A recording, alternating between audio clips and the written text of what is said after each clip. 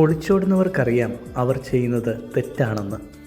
ശരി ചെയ്യാനുള്ള ധൈര്യമില്ലായ്മയിൽ നിന്നും സമൂഹത്തെയും പ്രിയപ്പെട്ടവരെയും അഭിമുഖീകരിക്കാനുള്ള ഭയത്തിൽ നിന്നുമാണ് ഒളിച്ചോട്ടം സംഭവിക്കുന്നത്.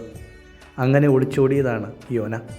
ഒളിച്ചോടി ചെല്ലുന്നിടത്തെല്ലാം അവൻ കൊണ്ടുപോകുന്നത് അനുഗ്രഹമല്ല, ബുദ്ധിമുട്ടുകളാണ്. ഒടുവിൽ യോന ആരിൽ നിന്നാണോ ഒളിച്ചോടിയത് ആ ദൈവത്തെ വിളിച്ചു പ്രാർത്ഥിച്ചു. ദൈവം അവനെ രക്ഷിച്ചു.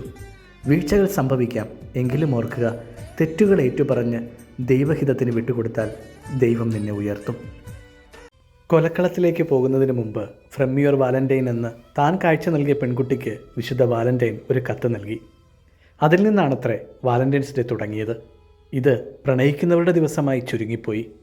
പ്രണയപ്പകയും പ്രണയത്തിൻ്റെ പേരിലെ ചതിയും കൊലപാതകവും നാൾക്കുനാൾ വർദ്ധിക്കുമ്പോൾ വിശുദ്ധ വാലന്റൈൻ ആഗ്രഹിച്ചത് കുടുംബജീവിതത്തിലെ പ്രണയവും സ്നേഹവും സന്തോഷവുമാണ് എന്ന് മറക്കരുത്. സ്വന്തം മകൻ മരിക്കുന്നത് കാണാൻ വയ്യാതെ അവൾ മാറി നിന്ന് പൊട്ടിക്കരഞ്ഞു. സഹായിക്കാൻ ആരുമില്ല. നിസ്സഹായയായി നിലവിളിച്ചവളുടെ പേര് ഹാഗാർ. ഒരമ്മയുടെ കണ്ണീരിൽ, നിഷ്കളങ്കമായ കുഞ്ഞിൻ്റെ കരച്ചിലിൽ സ്വർഗം തുറന്നു. ദൈവം അവളോട് സംസാരിച്ചു. തന്നോട് സംസാരിച്ച കർത്താവിനെ അവൾ എൽറോയി എന്ന് വിളിച്ചു. കാരണം എന്നെ കാണുന്നവനായ ദൈവത്തെ ഞാനും ഇവിടെ വച്ച് കണ്ടു എന്നവൾ പറഞ്ഞു. ഓർക്കുക, നിന്റെ നിസ്സഹായതയിൽ, കണ്ണീരിൽ നിന്നെ സഹായിക്കാൻ നിന്നെ അറിയുന്ന, നിന്നെ കാണുന്ന ദൈവമുണ്ട്.